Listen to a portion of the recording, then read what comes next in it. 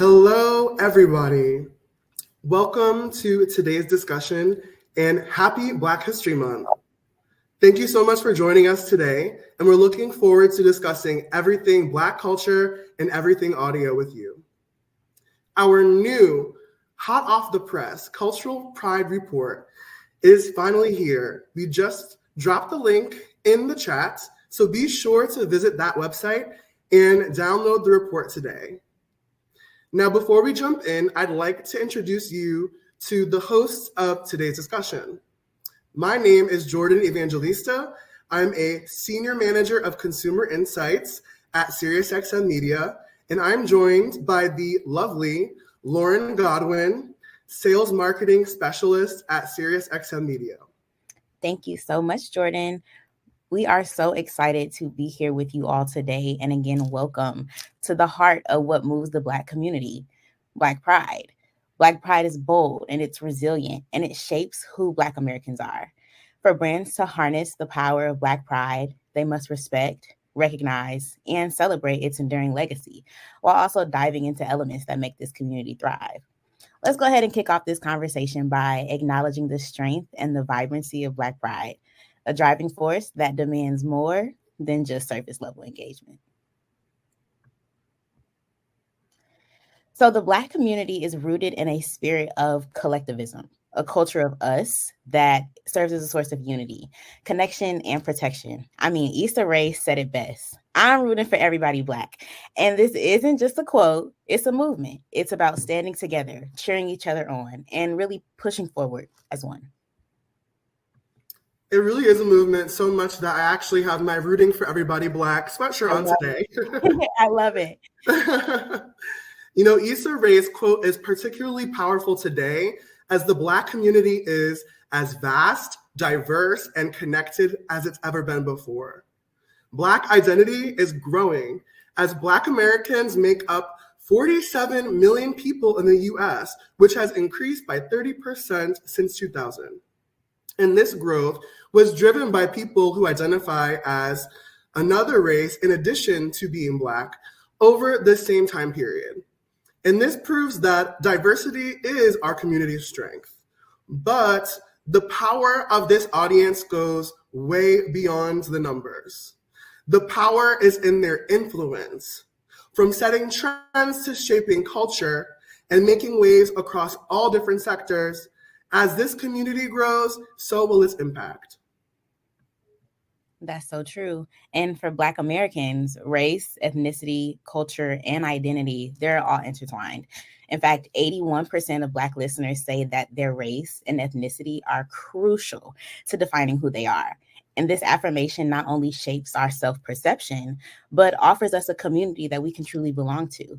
I mean, one 35 to 39-year-old Black male told us that culture means everything. It shapes who he is and what he values and who he values. He lives by his culture. And audio gives culture the space to thrive and an opportunity for Black creators to express what is on their mind. It's not just a space for culture, though. It is culture, allowing the community's essence to travel at the speed of sound. Audio has truly transcended its role as entertainment to become a crucial thread in the fabric of Black cultural expression and unity. In fact, 72% say audio content helps them connect with their culture and their community. Music and podcasts in particular do more than just fill the silence. They're the heartbeat of cultural identity for the Black community. And music is a profound expression of Black identity, with 74% of Black Americans stating that the music they listen to helps them express their cultural pride and identity. From the energy of a trap beat to the uplifting power of gospel, all the way down to intimate vibes of R&B and soul music, they're more than just genres. They're their own personal soundtrack.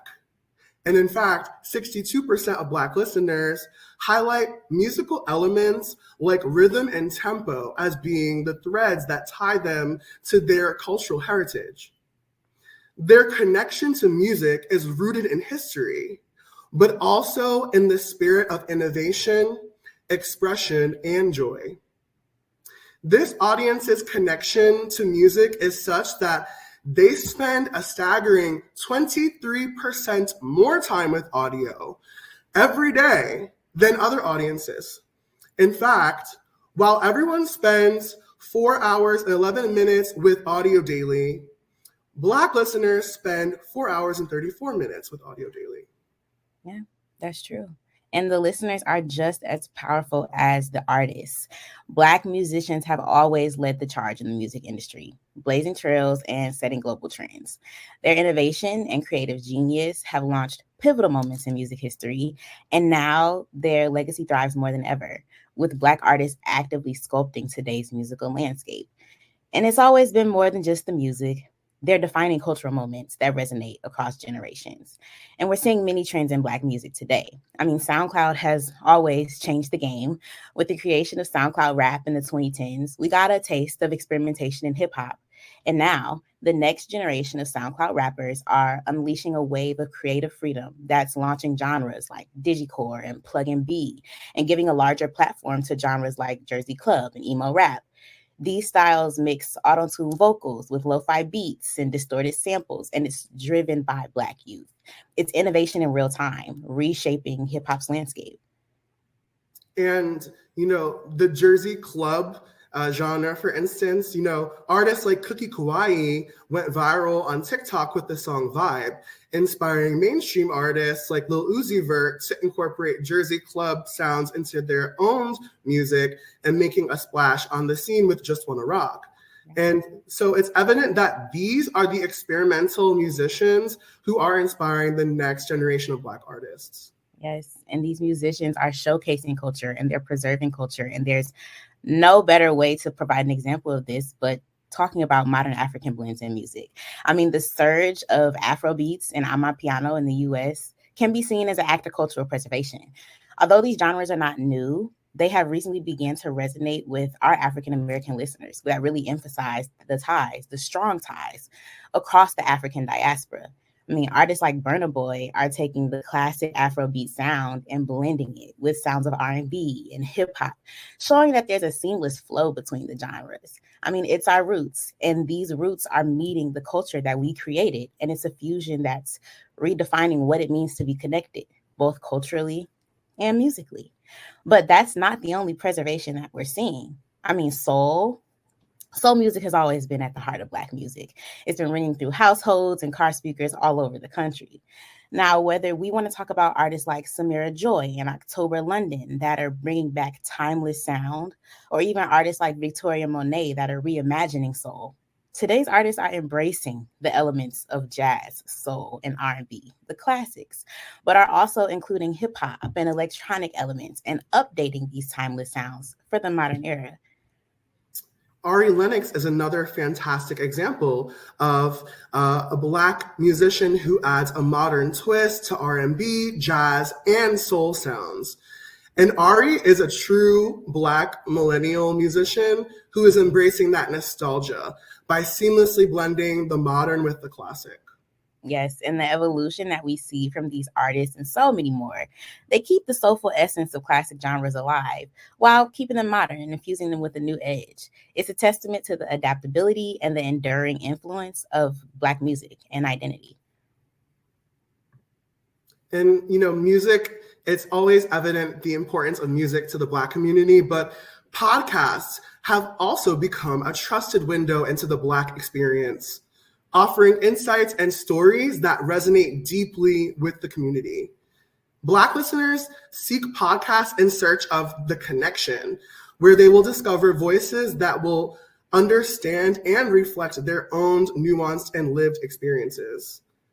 With 59% tuning into topics impacting the Black community, 62% seeking arts, entertainment, and media within their cultural lens, and 57% listening for personal stories from their own cultures, the message is crystal clear that Black-hosted podcasts are truly essential for listeners craving that content that speaks directly to their lived experiences.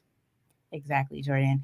And there's no one way to speak to the lived experience of a Black person. Our community is diverse and rich, and these Black hosted podcasts are just as rich and diverse as our community.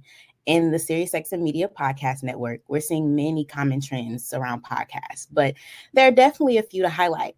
And one is holistic wellness. We're seeing an emphasis on wellness, and mental health and financial stability are taking the lead in these conversations. Our podcasts are tearing down walls and offering raw, honest dialogues about these topics that really resonate with Black listeners. Podcasts like Getting Grown, Trials and Triumphs, things like this focus on these topics and allow this space for our listeners to help themselves while being helped by our hosts. And like we said before, culture is at the center of Blackness, and pop culture and entertainment is often at the center of Black culture. But when it comes to discussions surrounding culture, it's about more than just the gossip.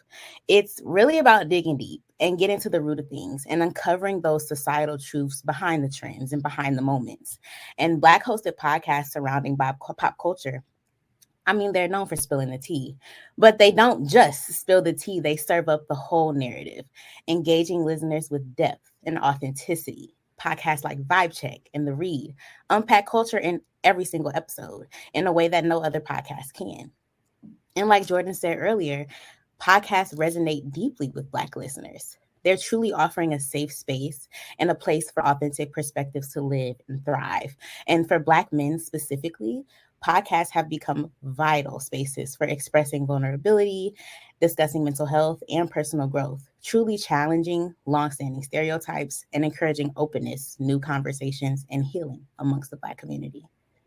Yes, Lauren, I love what you just said. As a Black queer male myself, I was just listening to Vibe Check, and even just hearing the folks at Vibe Check just talk about their own lived experiences, kind of unpacking their own family history, their own successes in life, their own traumas. It really helps you become, even just by association, more vulnerable yourself, and to kind of have these honest discussions with yourself about everything too. And so I think these podcasts led by Black creators are such a great thing for the community as we become more focused on mental health and vulnerability and community. Yes. Podcasts like Vibe Check, podcasts like The Read, like The Friend Zone, like Brother from Another, they all give space for these types of conversations. And Black pride is the essence of daily life. It is a source of strength and a reality lived and breathed. With 91% of respondents proudly affirming their culture and their racial roots, it's evident Black pride is not just alive in audio, it's a vibrant force keeping the culture thriving, celebrated, and deeply integrated into every aspect of life. That is so true. But let's get to what really matters. What's behind Black pride? What makes it such a powerful force in the community? From lived experiences, research, and insight from our listeners, we can say that Black pride is rooted in a few things. I mean, with our rich and complex history, of course, Black pride is rooted in resilience, the power to turn adversity into strength. And although we don't want to always have to be strong, it is our strength that has gotten us to where we are today. We've been able to transform systemic challenges into strength, resilience, and collective inspiration. In the words of one of our listeners, it's heartwarming to know that when we put our minds to anything, we can achieve major feats. It's this enduring spirit that fuels collective inspiration and drives the culture forward. And although we're all different and we all have unique life experiences, many of these life experiences for individuals within the Black community are common amongst us all. From common teachers and practices in Black households to collective theme songs like Before I Let Go for life moments, being able to relate to one another through shared experiences bolsters both our individual and collective identities. And although these experiences may look different for all of us, for many, the principle stays consistent. I mean, even one of our listeners says they like that, we all like some of the same things, but when it comes to other things that make us different, it's okay to be different within our culture. And it's not even our experiences, just our experiences that we share. It's our successes too. I mean, in our community, success isn't just a solo act. it's a group performance. One win is everyone's triumph. And music specifically allows us to broadcast this shared success on a world platform. I mean, the pride that every person felt during Victoria Monet's Grammy acceptance speech, or the joy that we all share when artists like SZA are the most nominated at music's biggest night. This pride can't be replicated. I mean, our successes in every industry are sacred, but especially in music. One of our listeners said that music can provide a sense of unity and pride in seeing what people from your culture are able to produce. And most importantly, being able to humbly brag about it is never a bad thing. And even just tacking onto this, there's no doubt that with these successes and with everything that we see in music, Black culture has influenced all culture worldwide. I mean, our contributions to broader culture don't go unnoticed within our community. Being able to say we did that reminds us of our continued influence and importance around the globe, and it strengthens pride in our community. One of our listeners says that they like that everything Black people do or touch becomes popular and cool. And what can I say? It does. We love a humble brag, right? Right? And the legacy of Black pride is being carried forward by young Black audiences who honor their heritage by integrating ancestral wisdom into their modern lives. A 21 to 24-year-old Black female says, "Culture means connecting with my ancestors and weaving their legacy into my life. It's this bridging of past and present that ensures the flame of Black pride burns bright." Exactly, Jordan. And this new wave of pride is being driven by none other than Black Gen Zers who stand tall, bold, and unapologetic in defense and protection of their culture. I said before that our successes foster our pride, and Black Gen Z is now carrying the torch, making history with a series of firsts. Their achievements, like a reimagined Ariel on Disney, the first Black Ariel, or even Coco Gauff's sports victories, spark a fire of pride across the community. And with today's technology and social media, information is at the fingertips of Black youth. They've become a group that is thirsty for knowledge, yearning for a deeper understanding of our culture and histories. And these platforms have become the canvas for a cultural renaissance. From embracing natural hair and locks to the preservation of culture with gatekeeping, the more Black Gen Z learns about Blackness, the more they want to preserve and protect our culture. And we really see this when it comes to HBCUs right now. I mean, HBCUs have always been a safe haven for Black culture. With school days in a different world in the 90s, they're definitely not a new topic of conversation. But after 2020 and Black Gen Z's desire to be close to culture, we're witnessing a true resurgence. I mean, applications for HBCUs are up by 30% across the country.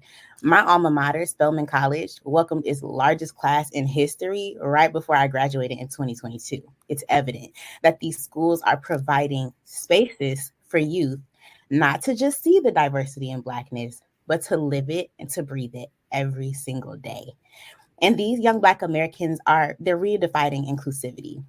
They're bringing different elements into Black culture like Afrofuturism, and they're embracing LGBTQ plus identities. They're truly reshaping the concept of Blackness and what it means to be Black with new openness, moving beyond past limitations and stereotypes to celebrate a spectrum of identities, of all the identities within our culture. And while the LGBTQ community within the Black community has faced challenges in the past, there has been much more acceptance of LGBTQ plus folks within the Black community. And we've seen such increases in representation that helps move that forward, that progress. Mm-hmm. And even like an example of folks like Tevin Campbell opened up about their pride being part of the LGBTQ plus community. And it is this type of intersectional pride that is shedding much light onto our vibrant and diverse community. Absolutely. And pride, Black pride is live and alive on SiriusXM Media. Here are some of the moments where we have amplified and celebrated Black pride to the fullest.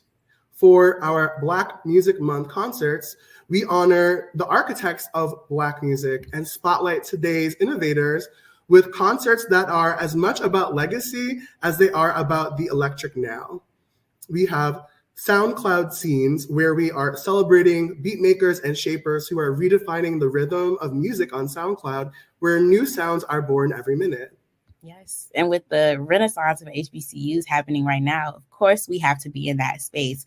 And we're turning up the volume on HBCU Pride with electric celebrations of student life. Think high energy performances, must have getaways, and more activities that pull you right into the heart of campus life.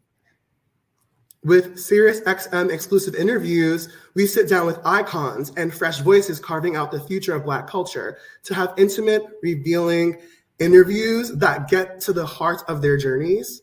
And with Hip Hop 50, last year we celebrated an epic concert in celebration of hip hop's 50th anniversary, saluting the genre's pioneers and the beats that shaped a movement. Yes, it was an event not to miss. And we truly do go beyond moments with our always on listening experiences that delight our Black listeners. And that's why we reach them at scale, attracting 7 million monthly unique visitors on SiriusXM, 10 million MUVs on Pandora, and 2 million on SoundCloud. Yes. So with this, brands have a unique opportunity to connect with the Black community by harnessing this spirit of Black pride. And that's why we created our Black Pride Playbook. It's a strategic guide to celebrating Black pride across SXM Media and beyond. So first, what can we do? We can celebrate our legacy and our future.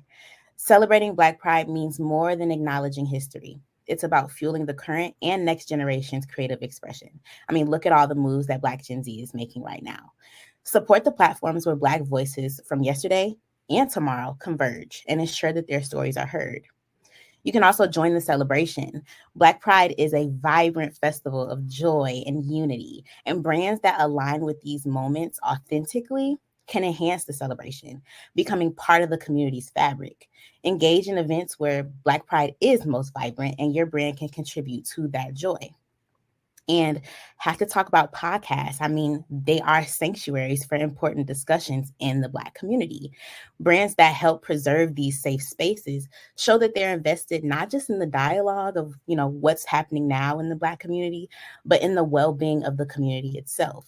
It's about supporting sustained, safe, and open conversations. And of course, you can help usher in the new regime. A new wave of Black creativity is rising, as we can see, with creators and audiences alike, celebrating Black prides in ways that we've never seen before. Brands can play a crucial role by supporting these creators, providing platforms for their work, and helping to broadcast their messages to a broader audience.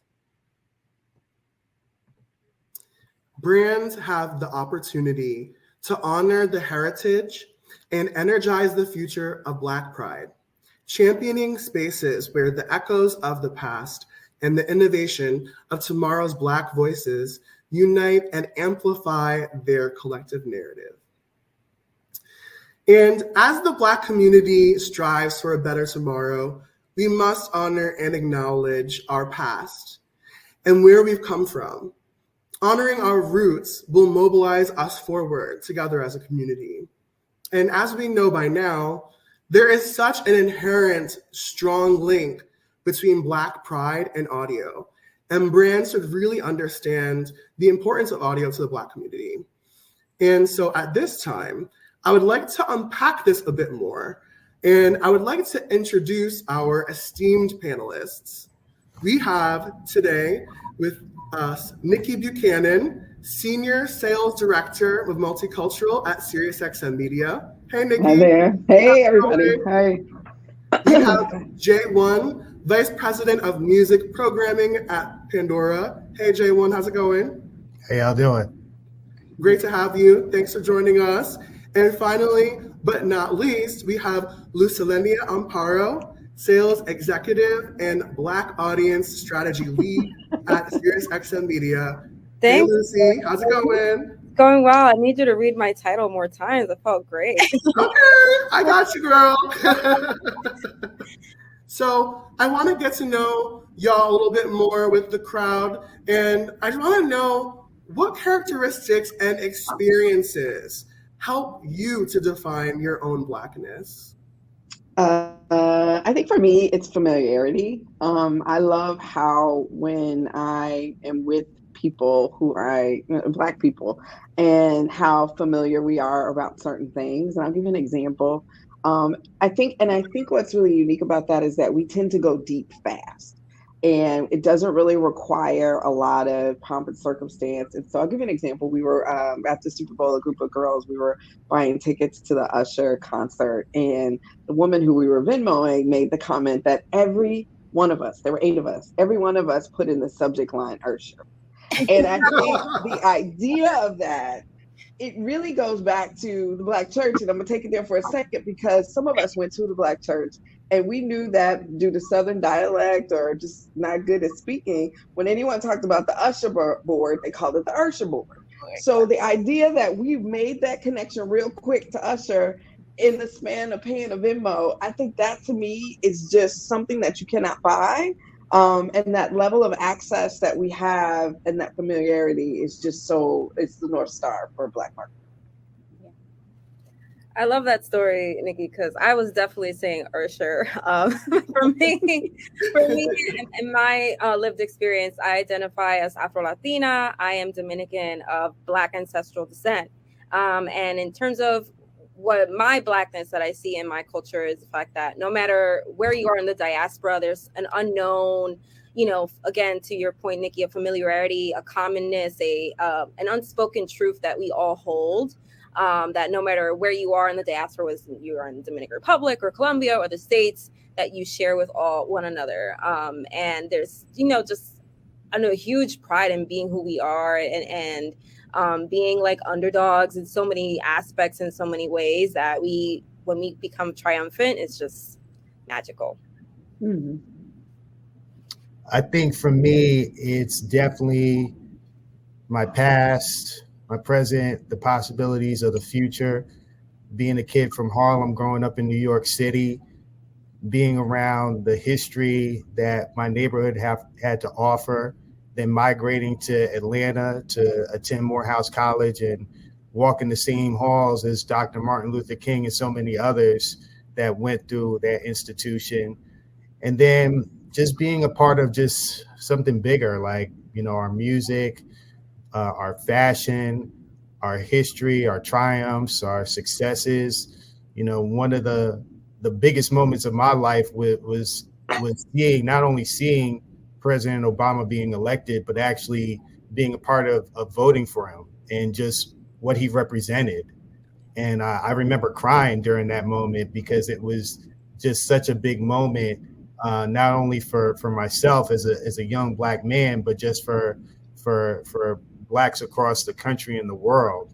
So it's stories like that. We've mentioned earlier, Jordan mentioned earlier, how we take pride in those things when we see us winning.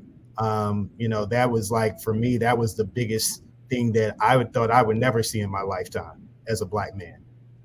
Yeah. I mean, I can relate 100%. I was very young when Obama was elected, but I remember. Don't do that, Lauren. I was 8. I was a child. I was 8 years old. But I remember my family, and it was something everyone was talking about. It was one of those shared experiences that fostered that pride. And before I move on, I just want to know, the question was, how do you define your Blackness? In each and every answer that we just heard, pride defined that Blackness. And that's something to note and something to remember when approaching the Black community. So another question for you all. We know in 2020, the Black Lives Matter movement was at its height, and we saw a huge wave of Black pride across the entire country. And we definitely saw that brands took that time to, really connect to the Black community and get involved as well. So since 2020, we're 4 years out. How has that evolved? Are brands still connecting with the Black community? Is it consistent? Has it changed in any way? I'll go. I think one thing that brands have, I think it has evolved. I think brands are very much more familiar, for better or for worse. I think the ones who are winning are the ones who have been in conversation with us the entire time. I think one thing that marketers should know is that Black people are the oracles of history. Like, we never forget. We are the elephants. I mean, we always can cite a moment. Well, in 1978, though, he didn't cross the street with us, so we did not play with him. Right. So I only say that to say that we have constantly always been aware of our otherness.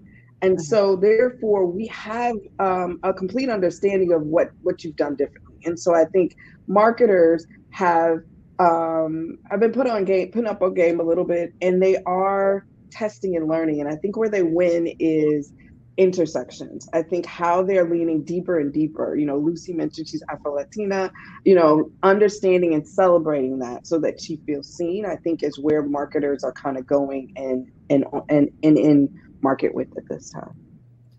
And to piggyback on that, Nikki, like you mentioned, the Black community doesn't forget. We also are very judgmental of brands that tap in and tap out when it's beneficial to them, right? I think brands win when they have a constant conversation. You don't have to have the biggest conversation at all the times, but having a connection or a thorough thread with how you connect and talk to the Black community is important, because you don't want to seem as opportunistic when speaking to the Black audience. Well, one thing's for sure is that brands are breaking barriers when it comes to connecting with the Black audience. In the same time, Black musicians have also been breaking barriers, breaking records, and taking the spotlight. Let's take, for example, at the Grammys. SZA had an amazing run at the Grammys this year, and she even had an iconic performance that was an activation with MasterCard, and it was a campaign to help plant more trees and save the environment. Even Victoria Monet is shattering records. The first LGBTQ woman of color in the Best New Artist category. We had Killer Mike also do a sweep as well, and he's also heavily involved in the community. And so, J1, I specifically want to ask you a question. How does the success of Black artists, specifically musicians, empower the community, and how does that success move the culture forward? Yeah, absolutely, Jordan. I think you gave some great examples of Black artists who are using their platform and their influence to do good, not only in the community, but around the world. I mean, you mentioned SZA, you mentioned Killer Mike, who has been putting in work in the community in Atlanta for as long as I can remember, first meeting him like 15 years ago. But you also have artists like T.I. and Jeezy and 2 Chainz who buy restaurants or have established restaurants or buying real estate and creating affordable housing for those in need. And these are a lot of the stories that really don't get publicized. We see a lot of the gossip, we see a lot of the messiness, whether it's on the blogs or TMZ or whatever, but we don't really get to give them their flowers for how they're empowering their communities or putting other people to work. I mean, if you think even about the average artist, right, their ecosystem around them of all the people that they're employing, everybody from security to the manager, to stylists, to PR, to makeup, to their publishing, to their attorneys, to their business managers. They are a financial ecosystem unto themselves. So, there is so much positivity, both from a social and economic standpoint, that these artists produce that we definitely need to highlight more of. Yeah, that's so true. I mean, even thinking about Beyonce just launching her hair care company, entering a whole nother lane that, many Black artists aren't entering, but showing, the possibility of entering that lane at the same time, putting up money for Black communities to be able to further their education in hair care and salon care. And I just think it's very true, J1, that Black artists are able to help the community in more ways than what we see or what's promoted in the media. I mean, with Beyonce, cowboy boot sales alone. Okay. Owe her all the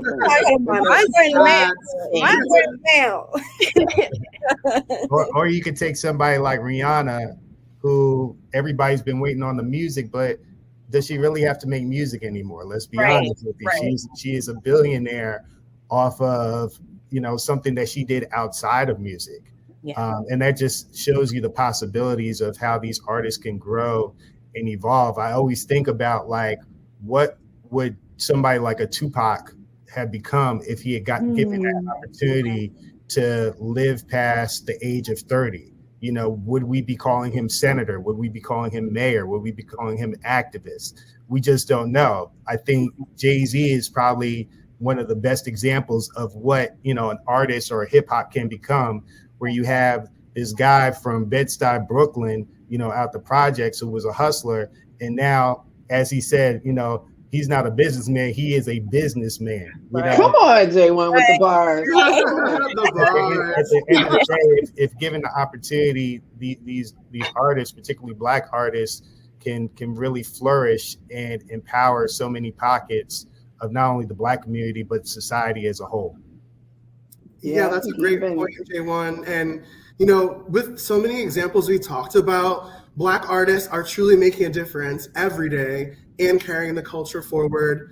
And mainstream culture, actually, of today is born out of the Black community. And mainstream music has had roots in the Black community for decades and beyond. I saw someone in the chat talk about Beyonce making the Billboard country charts for the first time, reminding the masses of country music's origin in Black culture. The banjo was created by Black culture. And so this question is actually open to everybody. Do y'all feel that Black artists are given credit that they deserve for the contributions to music now? If not, is there room to grow? I think we've come a long way, but I think we still have ways to go, because even bringing up Beyonce being number one, there has been pushback and a lot of, I'll just speak frankly, a lot of hate around that. But you said it before, Jordan, that country has its roots in or Black people, you know, helped establish country music and many other genres, whether you want to talk about pop, rhythm and blues or whatever.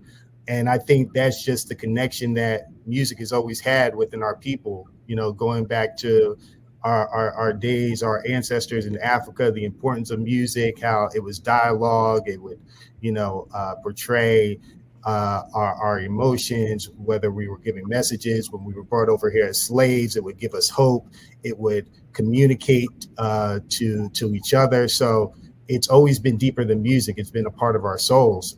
So I think we've gotten better, but I think there's ways to go. A prime example, the rap category not being broadcasted in the main broadcast of the Grammys. You know, somebody like a Killer Mike, that, you know, he got a lot of recognition. Imagine how much more recognition or how many more people would have been exposed to him if that segment had been part of the main broadcast. And Jay-Z even brought it to light when he was accepting his award, saying like, yo, we gotta do this right. We gotta get this, we gotta get this better. So there's still ways to grow, but it has gotten better, but we still gotta up it up some more. Yeah, I think it's gotten better. I agree completely with J1, which is the right thing to do, because J1 knows everything. But I agree with J1 in the sense that you know, there are more platforms that give our creators an opportunity to shine. So, you know, while we have like SiriusXM Pandora, SoundCloud is also a platform where we've had so many more breakout artists.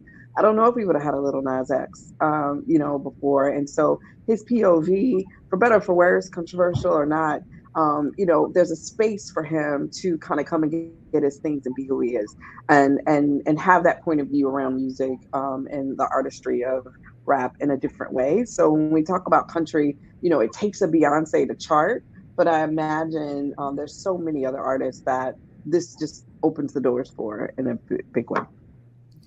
I also want to double tap into intersectionality again about Afro-Latinidad and how Bad Bunny for last year's telecast of the Grammys opened the Grammys with a merengue song. And merengue has its ancestral roots in Black identity and African, West African sonic and tonalities and sounds. I don't think we would have been able to headline an award show had it not been for Bad Bunny opening up the award show. So, I'm sad that it took that Bad Bunny to open that award show for us to get that spotlight on such a huge stage. But I'm happy that we did get that spotlight. And again, it just signifies that there's ways to grow. Yeah, for sure. I mean, we said in our podcast, all music is Black music. And we can sit and talk about Black community's contribution to music literally all day because of how much of an impact we have made on that space in audio. But let's move to another space in audio and talk about podcasts. Lucy, I know you know a ton about our Black podcasts on our network. And with podcasts being a newer outlet in audio, how do these hosts, especially our Black hosts and our shows and our listeners, foster the preservation and protection of Black culture?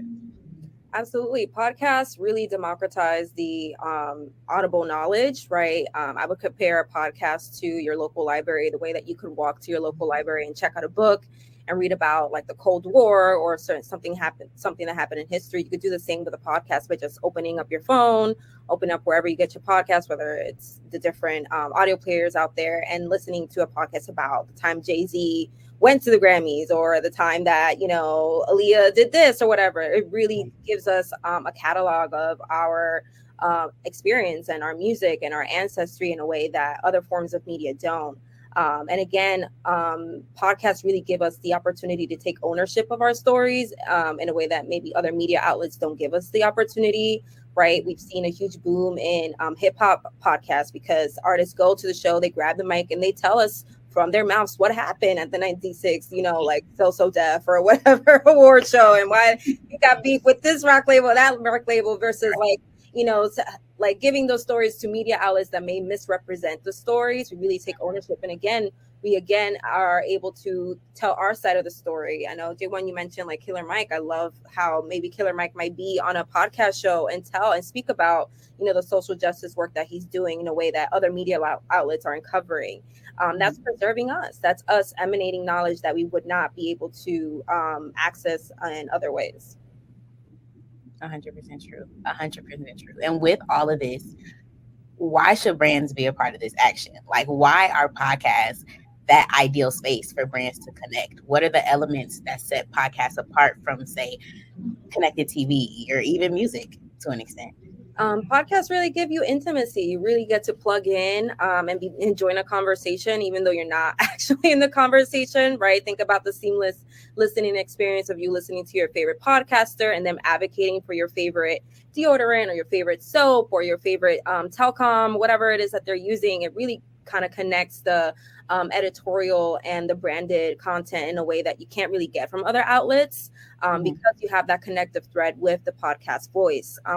And people trust their podcasters. If you tune into a podcast to listen to relationship advice, or again, to listen to the truth about what happened on an award show 10, 20 years ago, and this particular podcaster is advocating for your brand, you're more likely to, tune in and say, hey, let me check this out. Because again, there's a trust and an intimacy that you don't get from other media outlets within the podcast world. Yeah. And why, or what characteristics of these podcast hosts would you say this trust stems from? Wow. I think that, for example, let's use a show like Vibe Check, right? You have 3 Black queer journalists. We have Sam Sanders that's coming from NPR, Saeed Jones that is a poet, and then you have Zach Stafford who's written for A Strange Loop on Broadway. They have gotten to a certain level of accolades and acumen before they've started their podcast that makes you trust what they have to say about a particular subject, right? Mm-hmm. So, if Vibe Check, as they like to call their show, the hosts, they like to refer to the show as an audible brunch between 3 queer guys. Like you tune in and you're like, let me tune into this brunch. May not be any mimosas, but the topics that are being talking about are just like in the sense of, hey, like what's going on? What's the vibe this week, right? Mm-hmm. Because they come from these reputable backgrounds and they're trusted and they're subject matter experts in this sense, you're tuning in as well to trust what they have to say about your particular brand as well. So that's the level of trust that you really can't, replicate in other forms of media like connected TV or other forms that are not as intimate. For sure. There's a genuine connection. There's a sense of authenticity to say. And authenticity itself has been the buzzword in marketing, especially in the past few years. Nikki, how would you define authenticity in the advertising space? Nikki, you're on mute. Am I the auntie? Oh God. So I think accuracy is the buzzword for authenticity. I think it's accuracy in real time. I think one of the things that we try to get our partners to recognize, and you guys kind of touched on it in the presentation, is that culture moves at the speed of sound. And so when we think about the conversations that we're having in real time, I think the first glimpse that a lot of people got of how fast we move and how fast our culture moves was the platform formerly known as Twitter, in terms of how we surrounded things really quickly and move forward. And so I think for partners, it's about starting the conversation with consumers now, if you haven't already. And then to Lucy's point, keeping that thread going.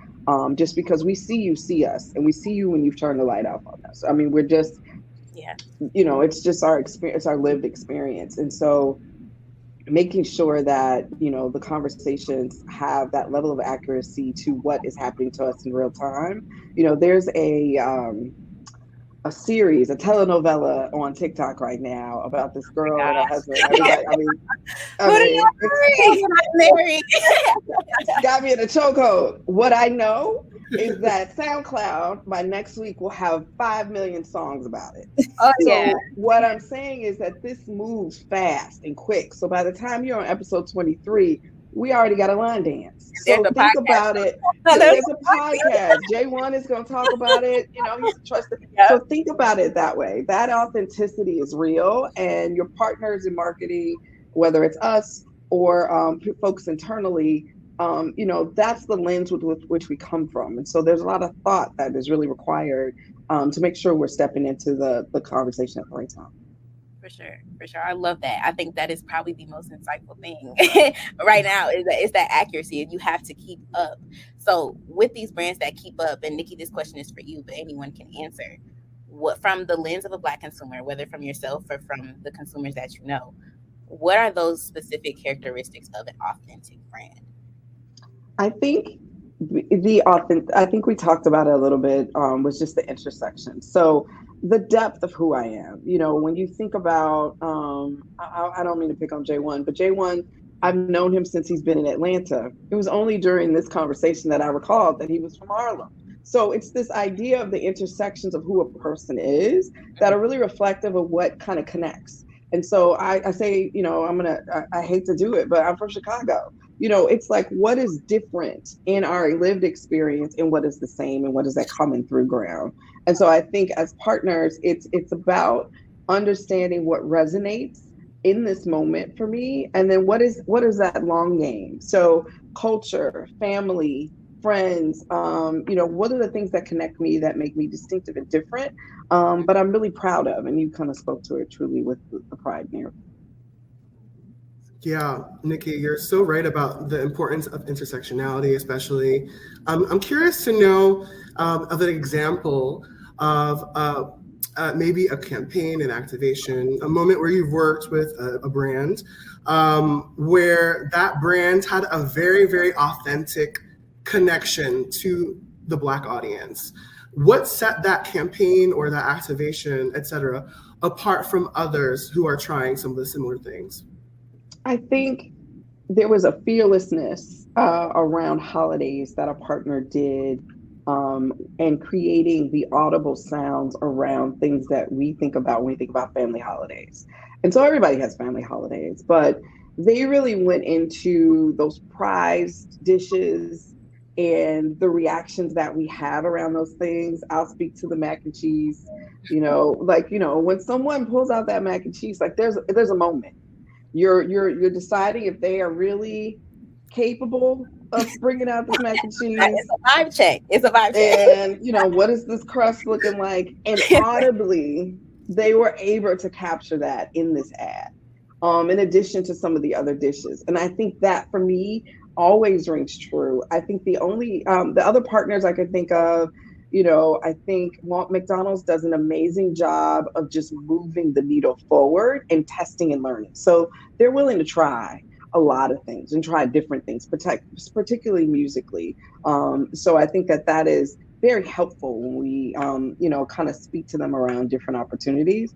I think, State Farm, Walmart also really lean into a certain narrative that is specific to the demographic, but they're building out like music beds with our Studio Resonate team that really are truly about creating a mood or a moment through music and through the lens of the architecture of an ad with Studio Resonate. I love that. Oh, go ahead. I wanted to add, apologies. I've also seen like brands tap into, when we talk about intersectionalities, not just when it comes to race and ethnicity, but there's intersectionality when it comes to culture, right? So there's the intersectionality of music and fashion. And when brands elevate that from a Black American experience, it's amazing, because in our experience, we know that, Air Force Ones are synonymous with Nelly, right? And we know that, the Yankee hat is synonymous with Jay-Z. And so when brands lean in from that lens to elevate, not even elevate, but to spotlight the huge contributions in fashion and that intersectionality with music, I think that comes in very authentically. I just want to add one thing. I think it's also a matter of tapping into individuals that understand the culture and are really a part of the culture. Speaking of Jay-Z, the NFL went to Jay-Z to revamp their halftime show, and they've set record numbers for the past 3 years, whether it was Dr. Dre and Snoop and Eminem and Kendrick Lamar with the first ever hip hop halftime show, then Rihanna, to most recently Usher, who had the most viewed Super Bowl halftime show in history. Right. And we're talking about in the streaming era where you could watch anything. People hardly watch live television anymore.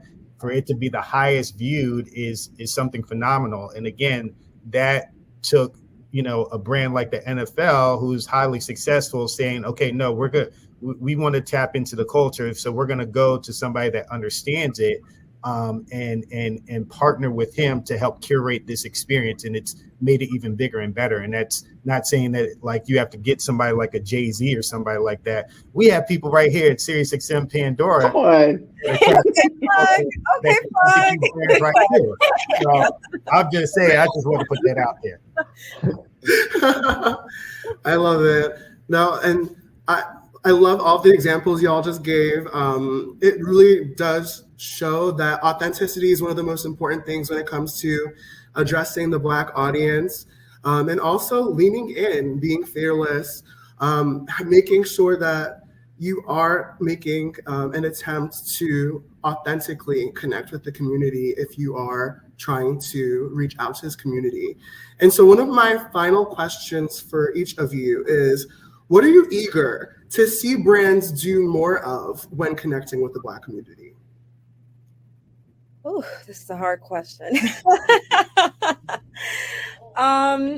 I want to see more brands, and again, I've seen it in a way already, but I want to see more brands not take over the conversation, but like elevate the conversation in the way, again, that podcasts do, where they kind of pass the mic to the authenticators of culture and the originators of culture. Like, you can be part of a conversation without usurping it. You can definitely just like give it a spotlight, say, we were here, powered by us, and then let Black people do what Black people do.